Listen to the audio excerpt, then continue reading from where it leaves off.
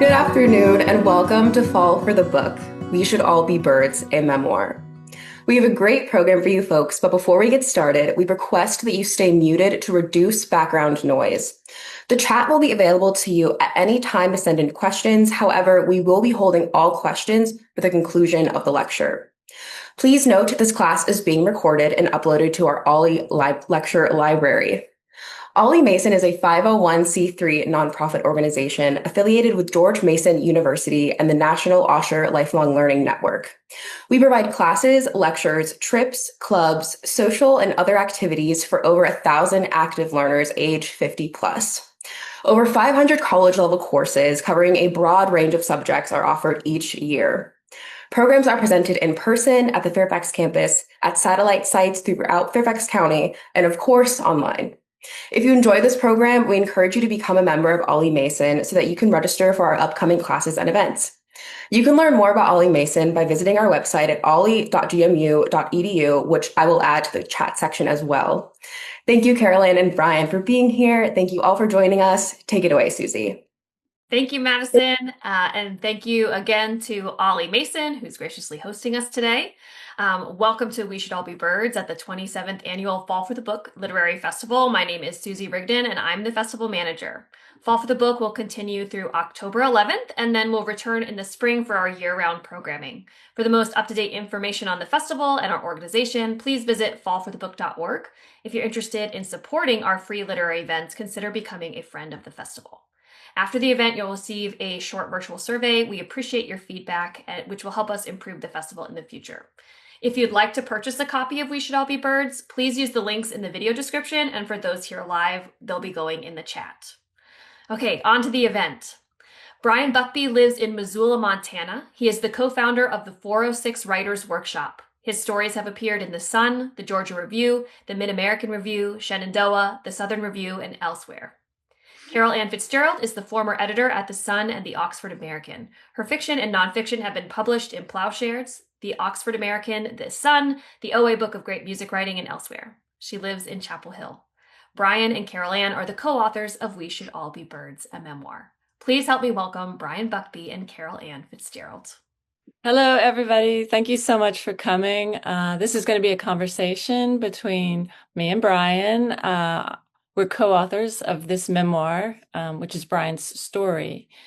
But first, we're going to start with a clip from the trailer for the documentary film that's being made about the book.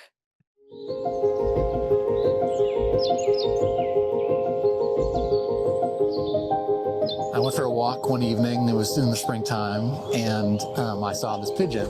He was really close, and he was eyeballing me, and then he flew closer to me. He's on one leg. He's like a flamingo, because one of his legs is clearly really severely damaged. And again, I'm like, well, okay, yeah, it's a pigeon, and it's adorable, and, you know, when you're, I don't know, like in pain, and, you know, I've been suffering. Like, the wildlife begins to take on extra meaning, living things take on extra meaning. And, you know, it was really beautiful. So, Brian, the book is about you and Two Step, in part, Two Step the pigeon. I wonder if you could tell us a little bit about what you were just talking about when you first met him and what happened after that. Oh, sure. Yeah. And hey, thanks to everybody for giving us your precious time today. So there are readers here, I'm sure diehard readers, and beneath probably everything or most of what you've read is this thing called Freytag's triangle. And this is this invisible structure that holds up all story. And part of the Freytag's triangle is that 3 is the magic number. So like, that's why in fairy tales, there are 3 bears and there are 3 pigs. And the idea is that you have 2 occurrences and then a disruption of pattern. So it was literally 3 nights in a row that I went on this walk.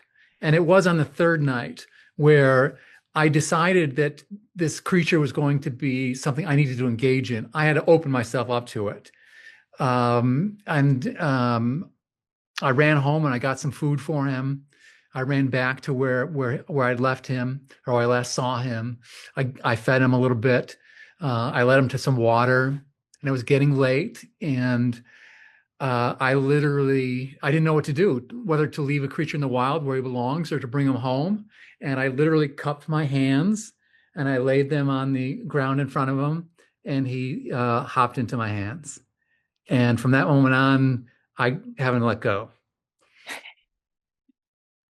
Well, let's talk about pigeons. What is it about these birds that captivates you? So I live in Missoula, Montana. I'm not sure where all of you are from. Probably a lot of you are from the DC area or spent time in DC. In Chicago, where I lived in my 20s, I was around pigeons all the time, but I never really saw them. And I think it's this incredible phenomena in our lives that we are always around things that we never see. And the pigeon was one of them for me. And I think it is for a lot of people. The pigeon is even called the common pigeon. And it's so ubiquitous that we, at least I tended to just walk right past them.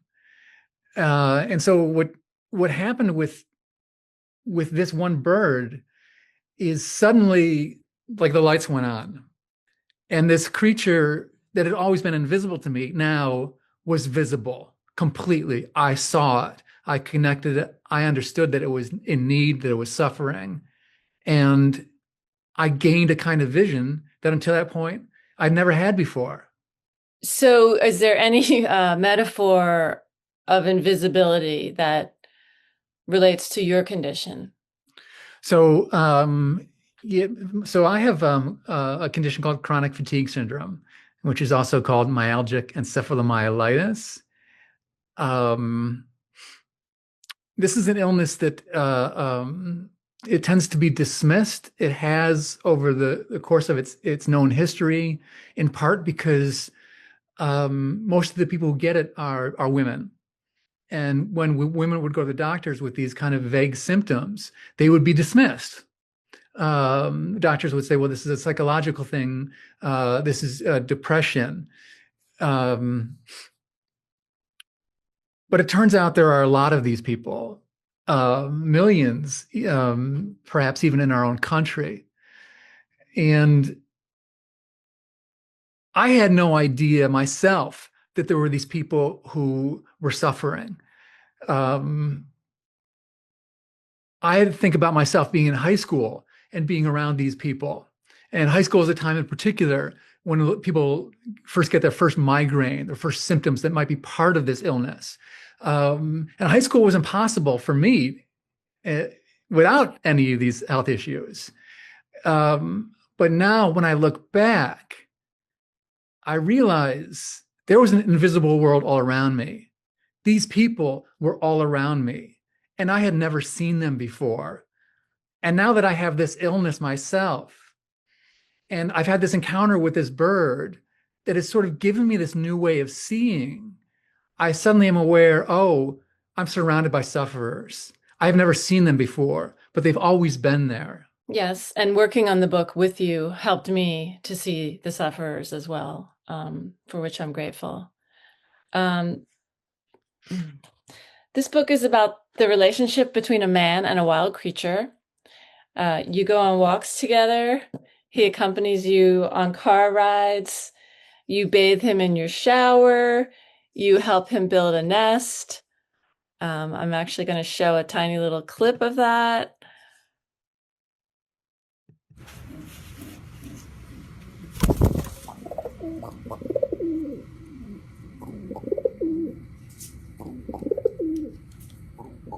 That's two-step. And that's the nest material.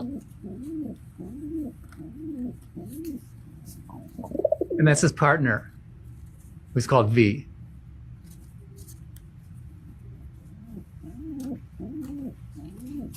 And this is happening in my living room, by the way.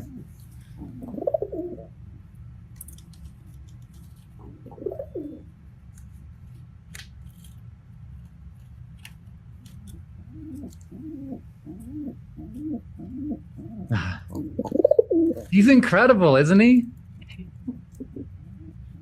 I went my whole 20s surrounded by these creatures and I never saw them.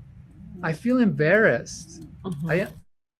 I feel embarrassed that I never saw people who have invisible illnesses or invisible disabilities. There's Mhm. all of this incredible love and beauty around us. And I never really saw him. And I mean, boy, isn't he beautiful? And he thinks he's beautiful, by the way. So because when I brought him home, he was the only pigeon in my house. Eventually, I would have 10 or 12 flying around at the same time. But when I first brought him home, he was the only bird in the house.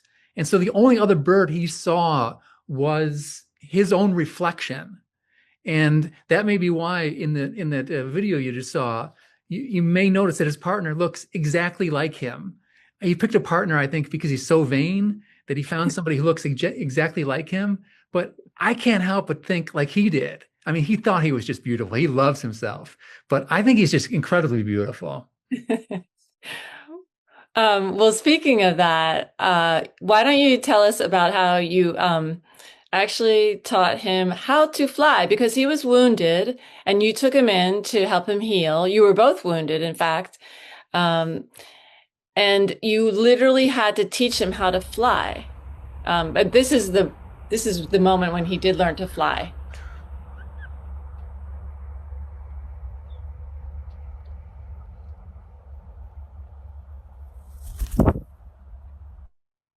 And he always comes back to land on your head.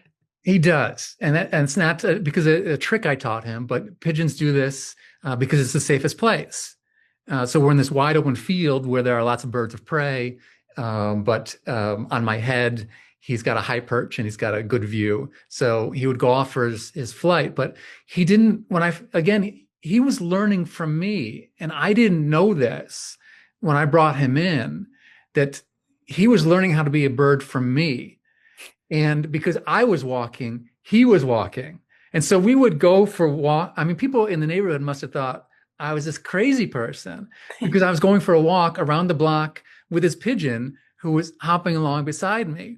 But he would rarely fly. And I'm begging him to fly because he was walking in the middle of the street.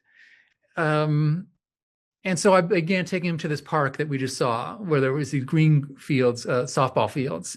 And I would put him on the ground and he would be on his one foot, or at that point, maybe he had his two feet, both were working. And I would just take off running. And he saw me running and he wanted to catch up to me and he couldn't run fast enough. So that's why he started flying, to catch up to me. So he would catch up to me. I'd stop. I'd catch my breath because, I was sick then. I had crazy migraine. I had this bird landing on my head. It felt like a bowling ball. I'd stop, I'd catch my breath, and I'd run. I'd be in center field. I'd run to right field. And he would feel alone, and they would fly and catch up to me. And so eventually he learned to fly like that. And then one day he just took off. And he was like in that video that you just showed, where he was just this little dot against the blue sky. And it was one, I know I'm talking about a pigeon here, but it was one of the most frightening moments of my life because I wanted him to go to the wild, but I didn't know if I could really live without him. I really wanted him to come back. And in these videos, you see this little dot get bigger and bigger and bigger. And when it does, what's happening in me is my heart getting bigger and bigger and bigger. And he comes home. And that's how he learned to fly. Yeah. So, okay, but there are some other themes in the book other than your relationship with this wonderful pigeon.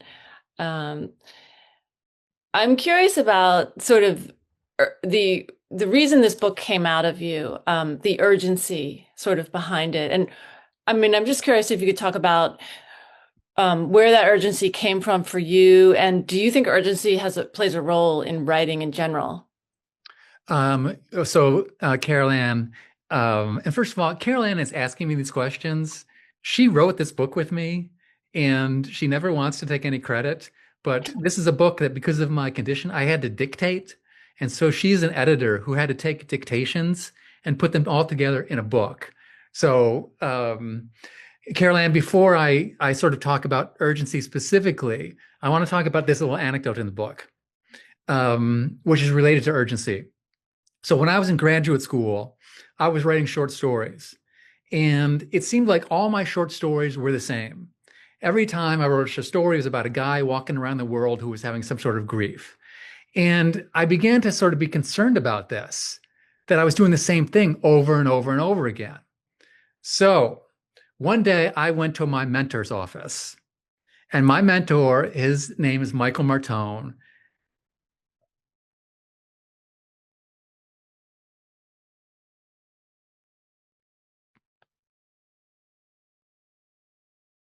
And he's here today.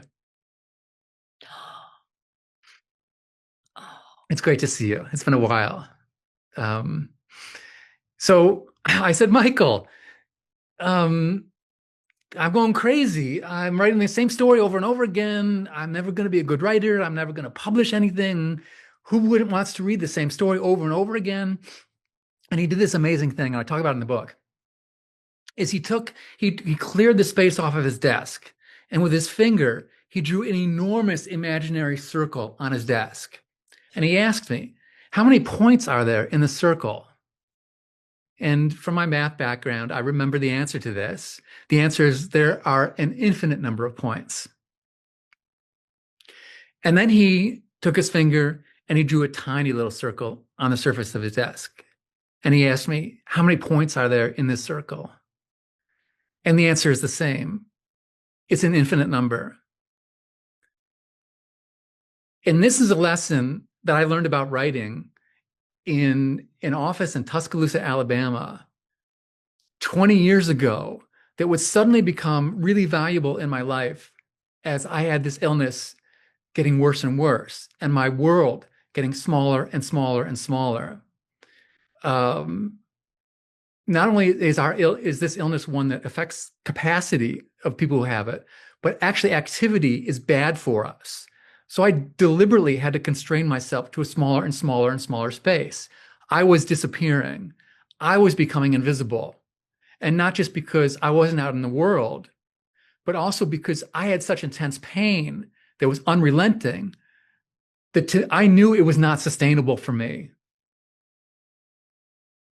I told myself, look, I can do this maybe for 2 more years. I made that deal with myself. I'll do this for 2 more years. But after that, I don't know. And thankfully, my pain is better now. It is constant, but it is much better. But the thought of not being here made this, and being erased and disappearing from the world, created this sense of urgency that I wanted to leave some sort of record behind, not in a formal way, but I just needed to get it out. And that's what sort of got me to go to Facebook. And even though I couldn't really look at screens, dictate a post about this little pigeon who I found, who suddenly meant the world to me. I don't know if that answers your question. Yes. And wow, Michael, it's so nice to see you here. That's so great. It's such a powerful part of the book. It's such a great lesson that even in the smallest of spaces, there are infinite possibilities. It's really important. You know, Brian, this reminds me of somebody who reviewed our book. She said, basically, I'll just paraphrase, that the reason we don't see a lot of memoirs out there about chronic illness is that people with chronic illness are in too much pain to write. So I'm curious what you think about that. And do you think people with chronic illness should write? And why are those stories valuable? Yeah, I would imagine there are a lot of writers in this room. I hope so, at least. And there are probably also a lot of people that I've learned from teaching adult classes. There are probably a lot of people in this room who've written their entire lives, but will never call themselves a writer. They think they haven't published or something. It's a weird thing that this publishing world likes to make themselves feel special. And so they don't want to call people who haven't been published writers, but you're a writer and you're doing this for a reason. And whatever that reason is, for you personally, I feel a lot of discouragement, a lot of things to fight against. And I encourage everybody to do it, to try to find what is essential in them and find a way to get it out. I don't know if that answers your question about urgency or why people write. I feel like you're asking me maybe about something else. No, that's good. I like that. Yeah. And we will get more to how we wrote the book, because of your illness. But first, I'm going to share another clip from the documentary film. When I talk about Brian, it's not just about Brian the person, it's also about Brian the writer. He writes like he speaks, especially in this book, which he literally spoke by dictation. I would lie in bed and I would tell myself the next part of the story. So when the next day came and it was time to talk in the computer, I remembered the words to the sentences. I remembered exactly how I told it in my head. So I was able to capture this without having to write at all. He has such awe for the world that you can't help but feeling that same awe. And even when you're not around him, you're just, wow. I think this is the answer to your last question. I mean, in a way, there's this real kind of irony here that I am talking to everybody about having an invisible illness or an invisible disability. And yet there's a documentary being made about me and my face is everywhere. And somehow suddenly everything I have seems to maybe have some value for some reason. I'm so fortunate that I get a chance to do this. I am getting a chance to be seen and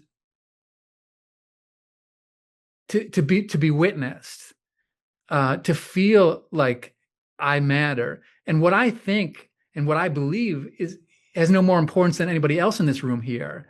I just happen to be the one who got lucky enough to get a little spotlight on me.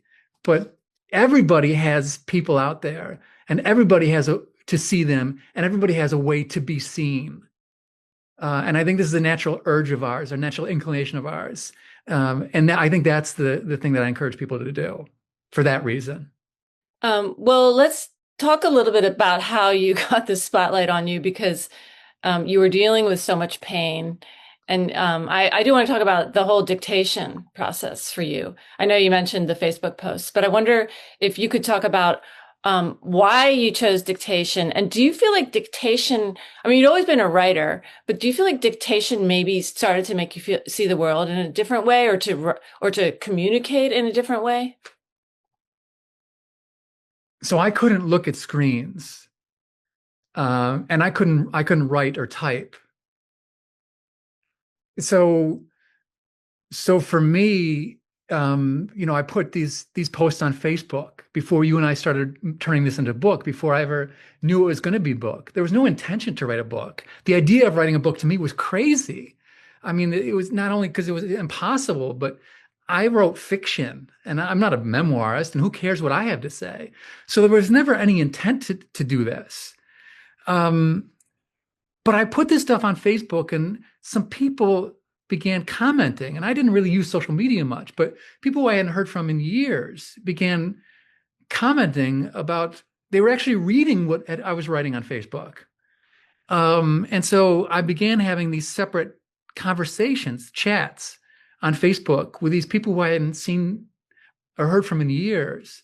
And it turned out that they also had issues in their life that they needed to talk about. And so now they were beginning to share stories in their own lives about sisters who died of drug overdoses, or children who had eating disorders. And I felt so privileged to have a connection to these people. And they became so important to me that when I began dictating or telling myself these stories at nighttime, or the next part of the story, I would talk to them. They would be in my mind with me, and I would talk to them the next part of the story as much as I could really remember at one point, as I was lying there waiting to fall asleep. And then the next day I would get up, and that's what I would dictate. And that's in the end, and then I would throw it on Facebook. And in the end, that's what you began working with, are those little different pieces. I guess it does feel like it's like the way the voice feels to me is like it's a friend telling you about all these crazy incidents that have happened to them in their life. Because this is not just about you with two-step and you with the illness. It's also about your past as an adventure traveler, going around the world, having these incredible experiences. That's interesting that you have those Facebook people in mind when you're dictating, because it does feel like that, like you're just talking to someone. It makes the book really accessible, and just quirky too. Like, because it's like, it's so intimate that you're just telling us every little thing that's happening in your life. Just weird little things that you look at, that's around you. You eventually, because you kept rescuing pigeons, you had all sorts of pigeons in your house, wounded pigeons. And, here's just one little moment from your life with pigeons and their life with TV. So I think that's really interesting.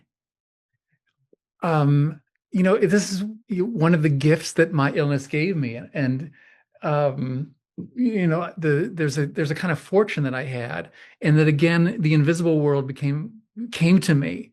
The filmmaker at one point said, nature abhors a vacuum.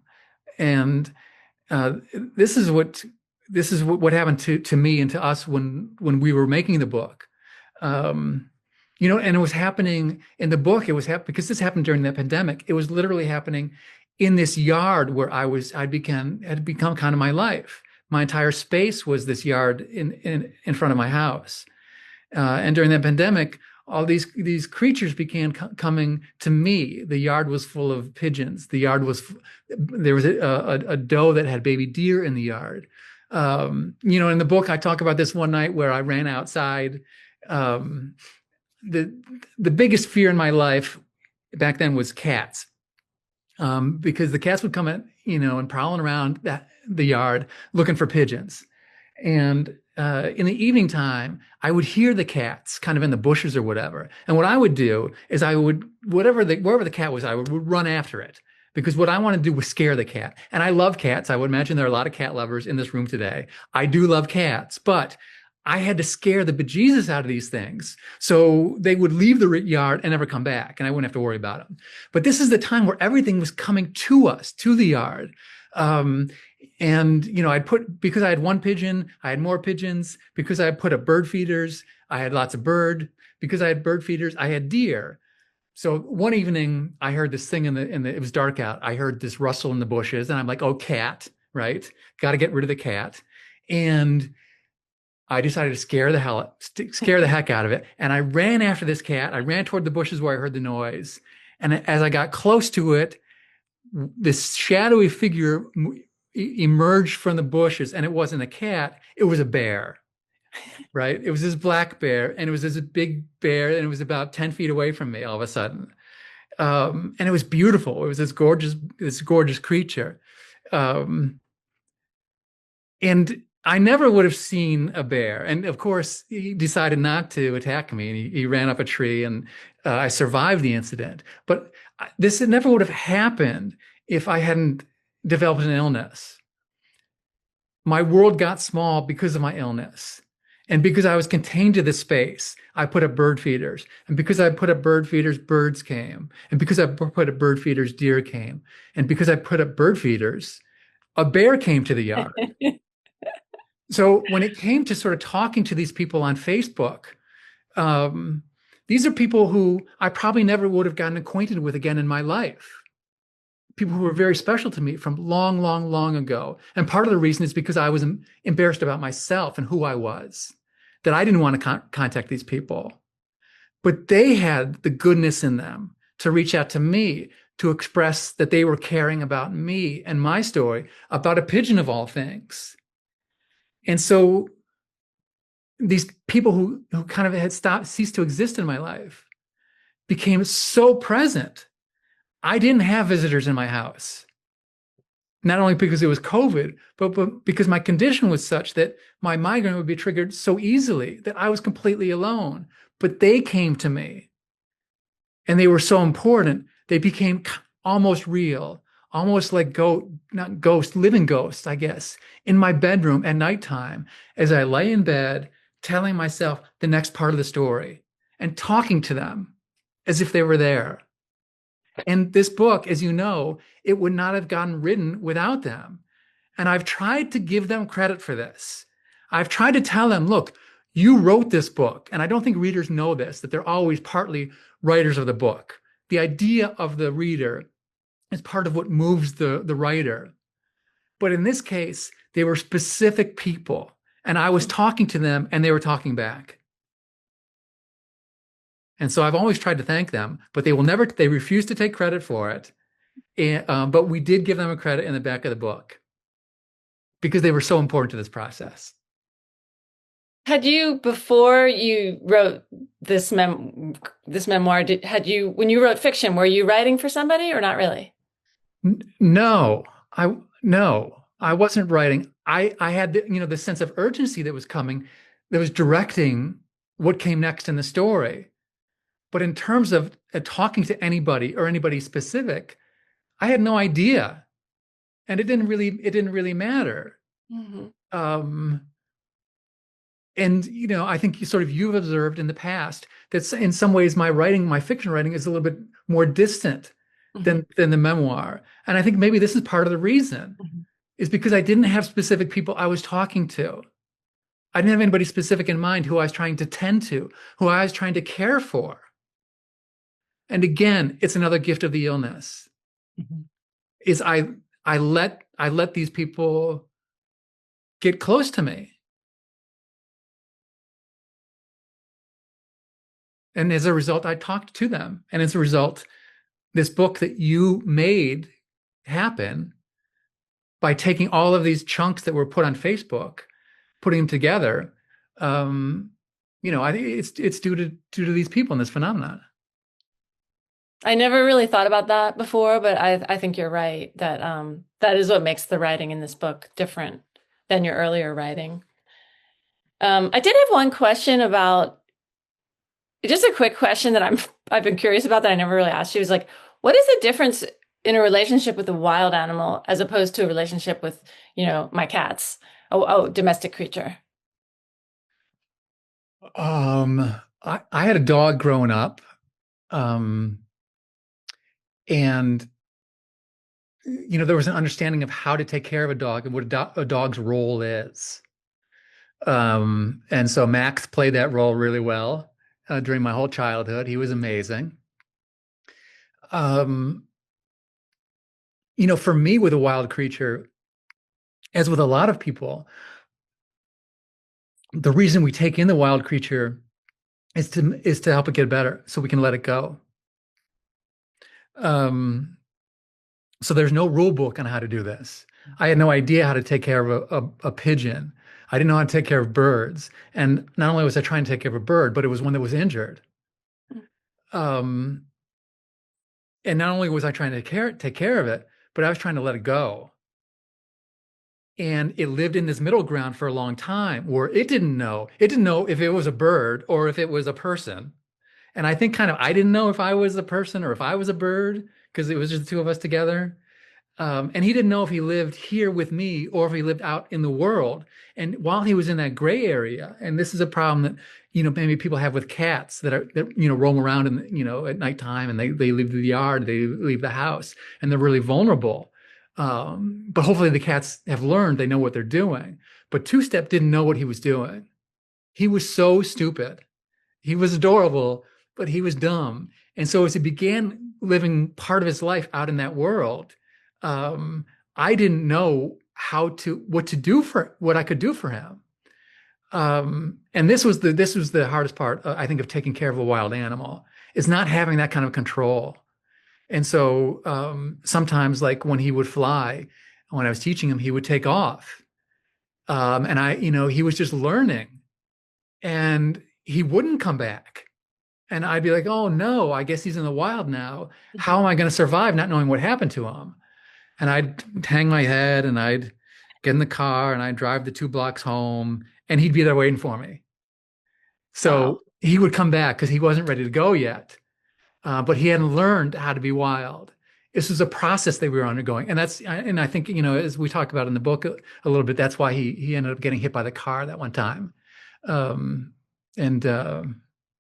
yeah, so for those of you who are here who are thinking about reading the book, just so you know, Two Step is alive. He's making noise right now, and his partner is alive. They're doing really great. But there is a scene where he does get hit by a car that is going 30 miles an hour. But I guess I'm giving something away there. Maybe I shouldn't be doing that as the writer, telling reader. All right. I'm It's ruining okay. the There are many, suspense. many, many scenes. Just as For those of dramatic. you who wanted the suspense of not knowing what the outcome would be I when the know, bird got hit yeah. by the car, I just ruined it for you. He did survive, but hopefully, you'll enjoy the scene anyway. Yeah. Okay. Well, thanks for answering that question. I mean, it does seem, I mean, you still, like right now, you have an injured pigeon in your house. You're taking to the vet on Friday. It did seem to me that you do sort of try to keep a distance, but somehow Two Step, like he broke down the wall, it seemed like maybe. Because you weren't even calling him you didn't give a name to him for months. Don't you try to keep some distance? Yeah, I don't name any of the pigeons. I did name his partner because she was around so much. I eventually had to give her a name. Two Step was just called Pigeon for a long time, and I know that as a fact, and I always will, because whenever I write pigeon in my texts, the word pigeon is capitalized. Right? Right. Because back then, when I wrote pigeon, I still capitalized, even though I called him Pigeon. So I kept trying to release him. And so I would go to what was called the Pigeon Bridge next to the Clark Fork River. And I would stand there during the pandemic, and people would be kind of wandering around like zombies. And there I would be under the bridge, like a troll or some creature or whatever, with a pigeon on his head, right? And Two Step would fly up to the rafters where the other pigeons lived and try to live with the pigeons, but they never accepted him. And he would keep coming back to me. And he kept coming back to me. And eventually I thought, well, he's looking for love, and I better give him a name. And I did something I promised I wouldn't do, is I took ownership. Mm. And then I brought him, I wanted him in the house. I wanted him around. I wanted his partner around. I wanted them to build a nest, which they built right back here. And when they had babies, the babies built nests over there and on top of the refrigerator. And then I had other injured birds literally walking in the house because this is where they were fed. So I had to feed Two Step. So because I was feeding Two Step, other pigeons knew. They were in the yard. This is where they knew their food was. When they got hurt or sick, this is where they came, and they literally would come to my doorstep. And I would open the door, and there would be a sick bird on my doorstep, or an injured bird, and it would just walk in the house. And I'd be like, oh, I guess I got another bird. And soon I had, I was living in madness.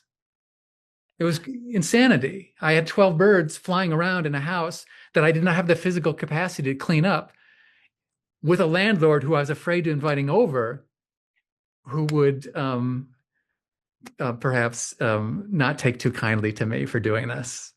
And I could lose everything. So I just lived in a house with 12 birds flying around.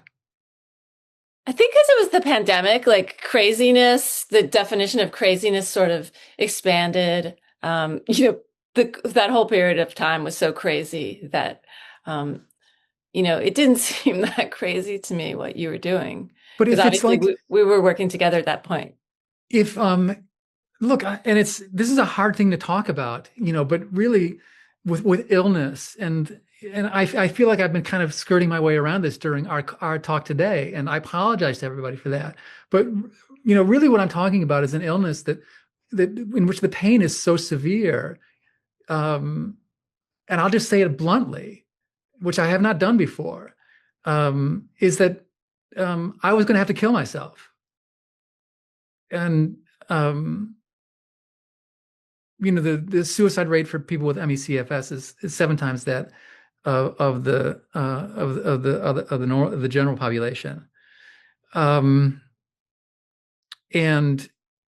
such is my condition that I have cognitive issues that I forgot why I started talking about this just now. Why was I talking about this? Probably to lead into the next clip, which actually deals with that head on. No, I really had a point about this. I think yes. Okay, so this is what it is. It's that living in this madness. It wasn't just that it was COVID and there was craziness, and we were all doing crazy things. I mean, the number of people who had chickens in my neighborhood was crazy. There were chickens everywhere. Everybody had chickens. And remember, the CDC had to put out alerts over and over again to tell people to stop kissing their chickens. Um, so it was partly because of COVID, but it was also partly just because of the fact that the idea of not existing was very real for me and for the first time in my life. And it caused such a state of desperation that the answer to it, or the antidote for it, was madness. And so I did not turn birds away. The more, the better. And I just let it happen. So I think that's, the answer to You that. saved a lot of lives. Bird lives, I mean. Some, yeah. I'm going to show the final clip from the doc film. Let me know if it skips. The headache that waxes and wanes in intensity is like the moon Elle loves so much, but it's never once gone away. When I look back at its inception, I can't believe that it was 14 months before I found Two-Step, or he found me. When I think back on that time, I honestly don't understand how I lived without him. There was more pain than there is now, and I remember all the questions from the doctors and therapists. Have you thought about hurting yourself? And I never knew how to answer that question. I just told the truth, not in any sudden way, I'd say, but I would add, I do think, however, that there may be a time when it will be what is best for me. And I was trying to get Two-Step to release to the wild. He was most comfortable standing on my head, because that's where it's safest. I wasn't looking for attention, but I was a guy standing under a bridge with a pigeon on his head. It's incredible how you can balance, this extreme despair with joy and humor.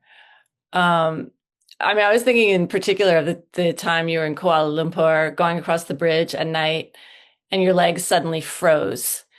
And, you were very sick at that point, but you'd never had your legs freeze, so you couldn't actually walk. But you describe that scene with so much humor. It's a very funny scene. And then the ensuing part of when you get to the medical center and you're doing your laps around the hospital bed or the waiting room. It's very funny. I'm just curious, like, how do you, is this just how you experience the world and always have, like, the good and the bad simultaneously? Or, how do you do that? How do you hold on to your sense of humor in the midst of great suffering? I don't know. It's a gift. We were talking, you and I a few weeks ago, about my mother, who plays a role in the book. And it's funny, I just realized today, the thought came to me for whatever reason, I don't know why, but I just remember today that I read a little bit of Emerson's essay, Nature, at my mother's funeral service. She loved animals. She was a very, very kind, gentle person.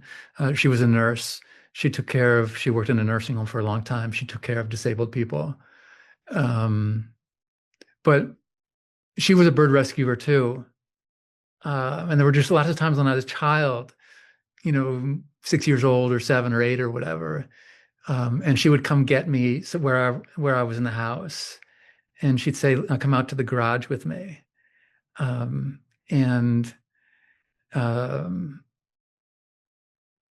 It's where she kept the birds that she found that were injured. And she would bring me to see them, which I think is a risky thing for a mother to do. Because I would be curious, and I would have to revisit the box again. And so sometime later, later that day or the next day or whatever, my mother would say, "Hey, do you want to go out to the garage?" And I'd follow along with her. And, we'd open up the box or peer into the box, and there'd either be a bird that was alive or there'd be a bird that had died. And here in this one moment, in this one experience, it's just, these two sides of the same coin, with completely different outcomes. But is one less beautiful than the other? I don't know. And so did my mother help give me this ability to see, to appreciate the difficult things? I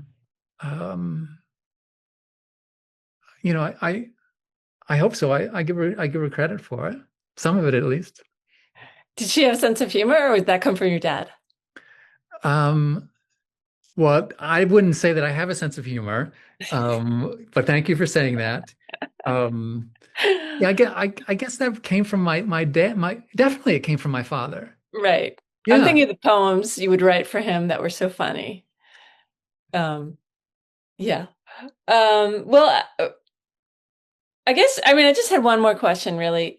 Was it hard to reveal so much about your personal life in the book? And do you have any regrets about being so open in a public way? Well, look, I know we're going to do a question and answer here. But before we do that, I want to say thanks to everybody who's here right now, and especially for being patient. And, I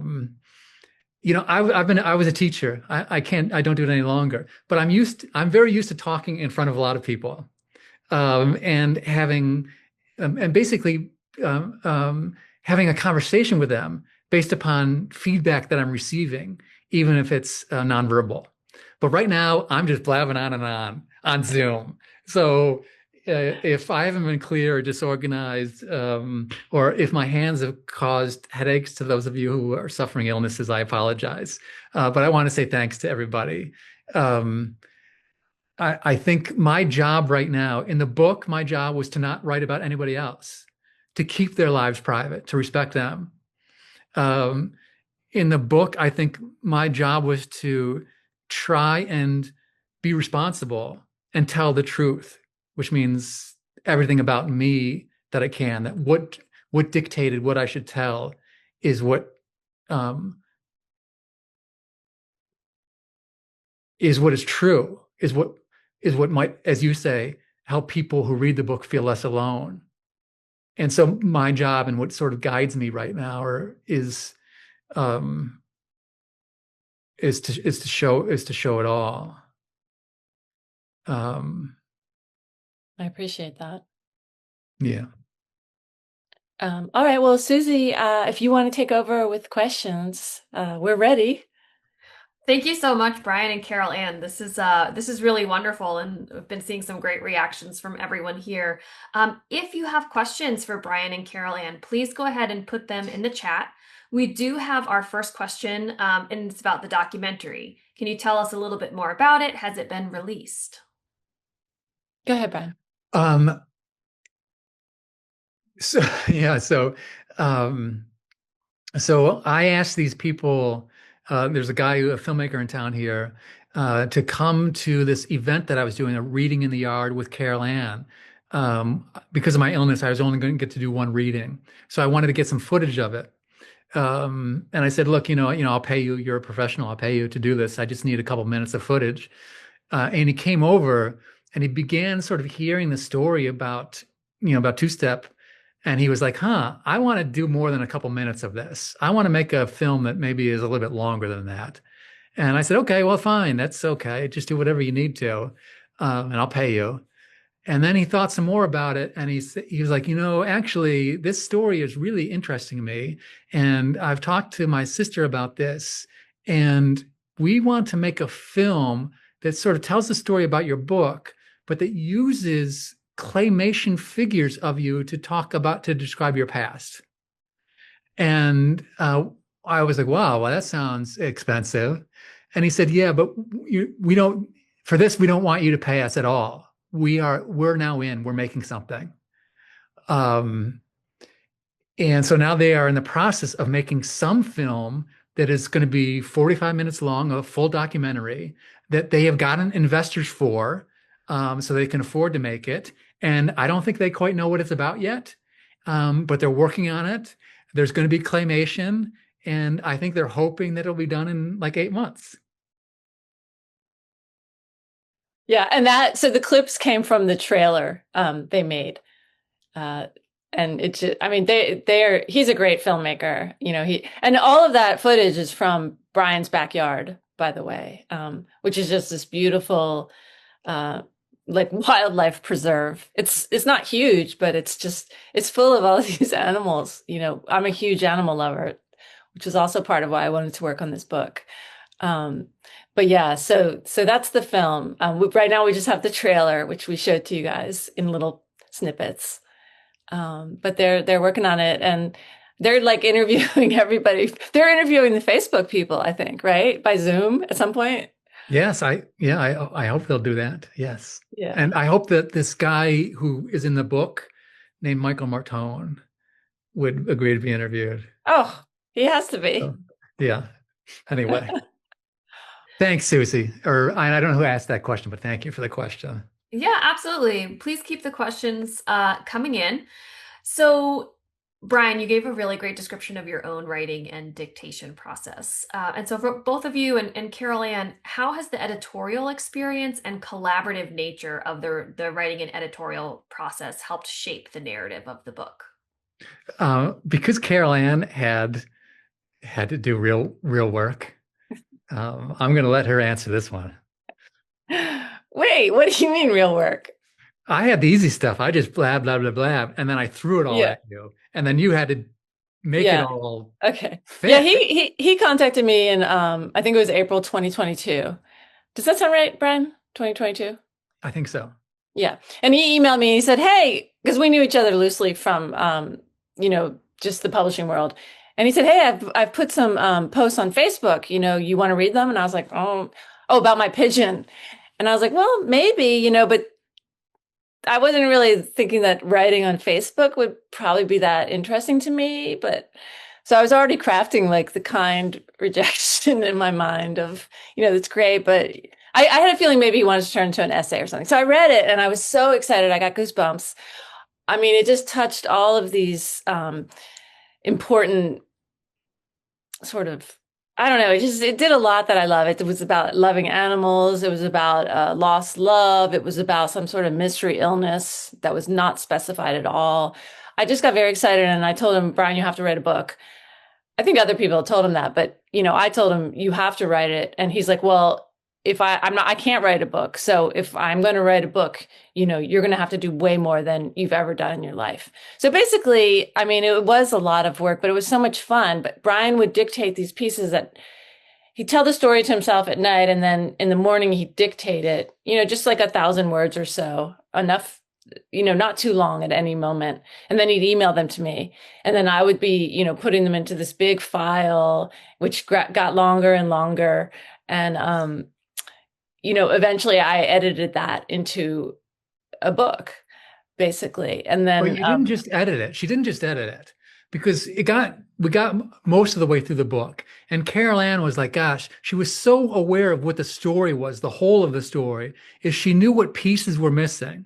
So I was exhausted. I was completely worn out. And that's when Carol Ann would say, I need 1,000 words on your father. And I'd be like, oh my God, I cannot do any more of this. But she was so enthusiastic and she's such a loving person. She's amazing. To call her an editor is so insufficient. I don't know what to call. I have to make up a word for her. And then she'd say, I need a little bit more about your mother. And I'd be like, oh my God, I cannot keep doing this. It was making me sick. I was exhausted.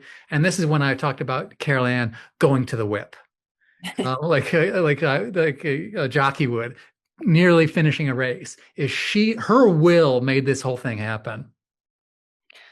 I knew it had to be a book. It just had to be because I've read a lot of manuscripts in my life, and I've worked with a lot of writers, but this one felt important because I felt like other people would benefit from reading it. Animal lovers, people who are suffering, people with horrible illnesses. I just felt like, wow, it was just a rare experience to feel like this is like seriously worthwhile. Meanwhile, I was concerned about Brian's health, which was deteriorating, and my wish was that Brian, by the end of the book, would have gotten better. That was always my dream narrative. Narrative. But anyway, he hasn't, but his heart, as he mentioned, has grown a lot bigger. So he's able to share just a lot of wisdom and compassion. I don't know if he calls him Brian 1.0 is who he used to be, and he's now Brian 2.0. I don't know Brian 2.0, his perspective is the one that's really valuable to me. And I think probably to others. So with this, with suffering does come gifts, apparently. So we've got a couple of craft related questions, and I think they can sort of be answered all together. The first is about sort of the form and structure of the book, how you would maybe describe it. Is it braided? Is it more maybe epistolary? And then also, is there particular significance to the title? The structure of the book. So that's a good question. I'm going to sound like a real hypocrite because I did not think about Freytag and the typical structure of story when I wrote this. We knew the basic structure though. With two-step. We knew the basic. Well, one of us, I guess, knew the basic structure. The other one was just blabbing on and on. No, but we knew it was going to begin with finding two-step and ending with releasing two-step. I guess we knew those two things, and what happened in between, I don't think we knew. Back in my days when I was a student, and I was having professional writers comment on my writing, they were always writing in the margins, irreverent, discursive, and sometimes they were saying that as a compliment, and sometimes they were saying the same thing as a criticism. So the structure of this book is one that sort of roams around. There are a lot of what I call detours in the book, where suddenly I decide I'm going to talk about Bruce Springsteen for a while.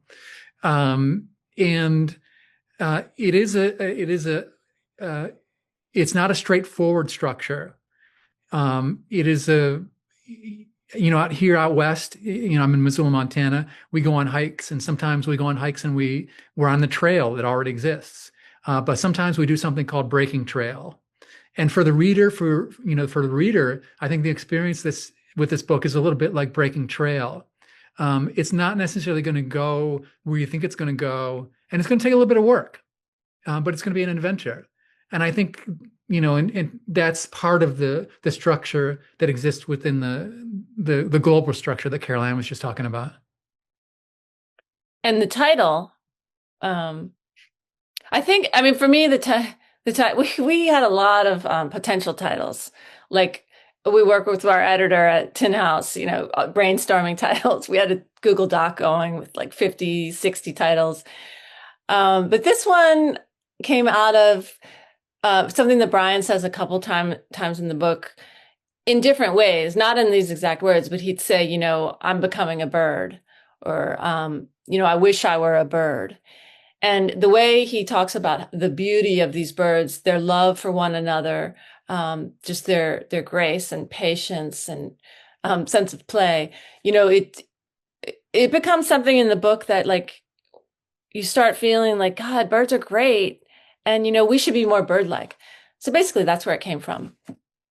We should all be birds, right? But it also did not come from me, just right. So right. The story behind this is that Carol Ann at the very beginning said, "Oh, we'll get a title. It'll be no problem at all. It'll come to us." It never came to us. And then we had to have this whole sort of thing with Tin House, who is our publisher, and they're really amazing. They really let us get involved and have a say in all of this. And we got to the very end, and I had a title that I wanted for the book. which was the infinite space in a pigeonhole. That was what I wanted, which was completely wrong, right? And everybody else I mean, it wanted. sounds good though when you say it right now. It's Yeah, really pretentious and kind of confusing. it And is a they little all said confusing. we should all be birds. And so I said, okay, we'll call that. We'll go with your idea. But I was afraid ever since then that at some point somebody's going to ask me this question: why should we all be birds? And I don't know if I really have an answer to it yet. I'm going to work on it. Yep. I'll work on that one. That's excellent. I love these stories of sort of like the behind the scenes of what it takes to make a book, name a book, all of that. I want to read a comment from the chat and then I'm going to follow it up with a question. So one comment says, "So inspiring. Can't wait to read your book. Thank you for writing it and for the kind work to help birds. I'm glad you fought through the dark period and are still here. Hope your health improves. Keep going. The world needs you." And then I want to follow it up with a question that says, "Do you know what precipitated your CFS? Was it stress, infection?" First of all, that's really touching. Um, you know, thanks for giving my life meaning. That meant a lot.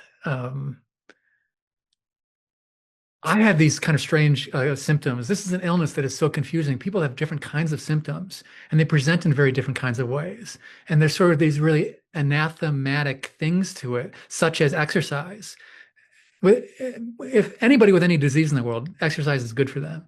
But for us, exercise is bad for us. Early on, I had fainting, I had seizures, I had insomnia. But they didn't really sort of interfere with my life too much until I had this triggering event, which happened in Kuala Lumpur. And the event where what Carol Ann was describing earlier was this akathisia event, which is basically I learned the hard way is kind of like a panic attack of the body. It's really, really horrible. This is what ended up bringing me to the emergency room in Malaysia. Is that particular symptom? I went to the emergency room. It was insane because I could not sit still. The doctors thought I was on drugs. I was literally going crazy because I couldn't calm down. They took tests. This is maybe a bit of a side story here. So anyway, but they took tests. I tested positive for leptospirosis. And so they admitted me to the hospital because leptospirosis can be a serious illness. And I was so excited because up to that point, I'd had all of these symptoms that people were kind of dismissive of. Oh, this is all in your head. This is psychological. It's not a real illness. You're not tough enough. Tough this out. You're weak. These are all the voices that I hear in my head, and that is universal in the chronic fatigue syndrome community. But now in Kuala Lumpur, I had a diagnosis, leptospirosis, which is really scary sounding. Something's living inside me, some little creature. You can see it. I was so happy. I actually should share this. I have a picture that I took of myself, a selfie, after I found out I had leptospirosis, and I'm in the hospital bed, and I am radiant. But until a day later, when I found out that the test was a false positive, and I didn't have leptospirosis, I had extreme physical pain. I did not think I would make it back home again. The pain was so intense and such a different kind of pain. And that is what kind of persists today, is this pain that is hard to describe. It's body-wise. And then, this intractable headache. So But you don't know what again, I caused don't know if I it. answered the question. No, you Caroline? don't know what caused it though, right? Oh, that was the question. One of the symptoms is cognitive difficulties, which I have a lot of. So what causes it was the question. Sorry about that. I don't think anybody knows. In my particular case, when I was in Asia, I was under a lot of physical stress. I was there because I was trying to overcome this grief over a breakup. I had a lot of emotional stress, and then I had some illnesses. So I think it may be a combination of those things, which other people have reported, create triggering events. Viral illnesses, stress, physical stress, emotional stress. You've talked about the invisible world of the sufferers that opened up to you with your own illness, and just you're sort of talking about this, but what do you wish people knew about these invisible disabilities or illnesses? Well, on a personal level, I want people like it's selfish of me, but on a personal level, I want people to know, first of all, that I'm sorry about these invisible illnesses. I'm sorry that I didn't see these people before. I'm embarrassed about myself. And so I use this opportunity to revert back to some of my Catholic upbringing and do some confession. Um, the other thing that, I think people with ME/CFS or long COVID, a lot of people think long COVID is ME/CFS. Fibromyalgia, Lyme disease, these are all kind of related things, is what I want. I want people to to believe people. I want them to know that the most difficult part of the illness for many people, and this includes people who are bedbound, who will never get out of bed again, who are tube fed, that the most difficult thing they report is not being believed. And Carol Ann has learned a lot about this illness as well. She might have a different answer. That's a perfect answer. That's it. They're not believed. I mean, I didn't know anything about this illness. I'd worked with a girl who said, a young woman who had said that she had chronic fatigue syndrome. It was like 20 years ago. And I believed that she was really in pain and suffering. But I also thought like that just chronic fatigue syndrome I don't know. It doesn't have it's sort of mocked in mainstream culture. And then, but I've seen, and then your story is a lot about not being believed, not even by your own family members, and by people on this call, by the way, and it's something that I understand. I understand why it is hard to believe, and I think, it's difficult, and I think it's okay. I understand that it is a difficult thing to do, and I'm sorry I interrupted you. Like I have how many times in our relationship? No, you don't. No, you don't. But I was just saying, I think that is the perfect answer. To take away from all of this is about being believed. Thank you for that. We're winding down with time. We still have a few minutes left. So if anybody has those last minute questions, please do put them in the chat. I'm going to read a comment about the title, Brian, to what you were saying about the title. It says, Brian, I think you have a good answer as to why we should all be birds. The caring, the patience, the focus on now, and the living things around us rather than on technology and possessions. So you found fans in the crowd for your explanation. Oh, that's a good one. I'm going to have to ask permission after this call to use it. Excellent. Write or steal. I think everybody knows, everybody at a literary festival should know this, that write or steal. So I'm ready to steal. Perfect. We have a question. Brian, you said you were a teacher. What did you teach? Yeah, I taught creative writing at the university here in Montana and back when I lived in Alabama. And I teach literature. But basically I teach introduction to critical thinking is what my class is. Excellent. And I miss it. I loved my class. I love my work. I've been such a lucky person. The amount of fortune in my life is not fair. I had incredible work and incredible students. I loved my kids. All of them. Excellent. And by the way, you have official permission to use that description. Oh. Yes, it did come in. We have a question. What advice, and I think this can go for both of you. What advice do you have for aspiring memoirists? I'm in this position where I get to punt all the difficult answers to Carol Ann, so then I can think about my answer while she's going. Right. Carol Ann, what do you think about that? Yeah. I think, gosh, it's such a hard one. I have so many different answers, just, I think being honest about things you maybe don't necessarily want to be honest about is really important. I felt like in this book, there were things Brian didn't want to talk about at first, and he really needed to be pushed. And I think I think writing about sort of painful material is really useful, not just for your book, but also for the readers, because the more you can reveal, the more it helps readers in some weird alchemical process by which reading someone else's story helps you feel more comfortable in your own story somehow. So I don't know, that kind of honesty, but also just like Brian said earlier, oh, who here thinks they're a writer? Probably only Martone is going to raise his hand, and whoever else here has published a book. But really, anyone who writes is a writer, and believing in yourself, even if like Brian with MECFS hasn't been believed a lot about having an illness. Believing in yourself as a writer, even though maybe other people don't believe in you as a writer, I think that's really important. I mean, the one thing I could do for Brian is to just be there for him all along the way. I was determined that this book was coming out. It was going to be written. I wanted to read this book. That's basically what it was. I wanted to read the book. So there was no way it wasn't going to happen. And in a way, I know that, I would love to have someone like that in my life, I guess. If I were wanting to write, just, someone who's there and will support you and help you see it from the outside and blah, blah, blah.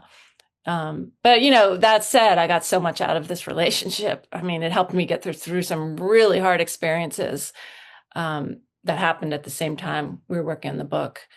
And just, this relationship with Brian has become just extraordinary. I mean, we would have 10-hour phone calls very frequently. I mean, we know each other so well now, and it's just a really important relationship to me. Kind of like a brother, I guess. Definitely a family member. Yeah. Yeah, we're like family. And so I guess I will have three, because I've had time to think about it now. I've got three answers. One is pretty obvious. Find a Carol Ann, which is not easy to do. The other is there's this maxim in the memoir world, which is hard for some people to believe, but remember that there's only one you. Let you be you. Your memoir is going to be about your you-ness. And that means what you say, content, and what form you use, how you tell your story. So just remember that you are as important as anybody else. Your story is important, as much importance as any other. Whether you can find a way to tell it in a compelling way, that's the challenge. And I think the third thing that I think about sometimes, just in general, that is a way to think about craft or creation, is I think about sculpture. And when you think about sculpture, you can think about making it in two ways. And I think this is something else I learned from Martone. One is you can think about the big block, of clay or marble or whatever, and chipping away and finding the thing that lives inside of it by taking off, by removing. And the other way that you can create a sculpture is by taking pieces and adding them and putting them together, as you would maybe with like a Lego building. And so these are two different ways of creation, but figuring out which is best for you might put you in a helpful direction. That was lovely. I'm going to ask you one more fun little question. Before I do that, I just wanted to put the links to purchase We Should All Be Birds in the chat once more. I have a link for the paperback and a link for the audiobook. I also have the link there for the companion site for the book. So we invite you to go and explore that site after the event is done. Madison has always also put in the link for Ollie. And then we have a few festival links. So to wrap up, I just wanted to ask, Brian, what's your favorite memory with Two Step? What's your favorite experience, do you think? I don't want to be redundant. I like to say something different than I've already said, but watching this creature fly for the first time was it not only was it meaningful to him, that it meant he could be a wild bird and live the life he was supposed to, but it meant that my life had meaning. And I know this kind of sounds silly, Susie, that the meaning of my life is dependent upon whether a bird can fly or not. But because of the illness and everything else that was going on, the moment that little guy stepped into my hands, it's all that mattered to me.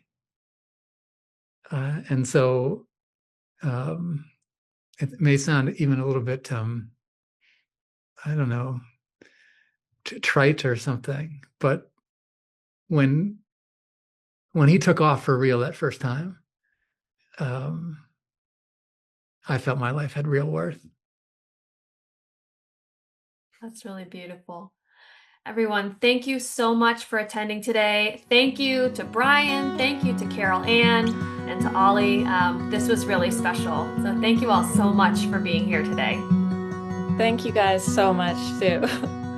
Yes, thank you for having us, and thanks everybody for coming and spending your time on us, with us. Thanks.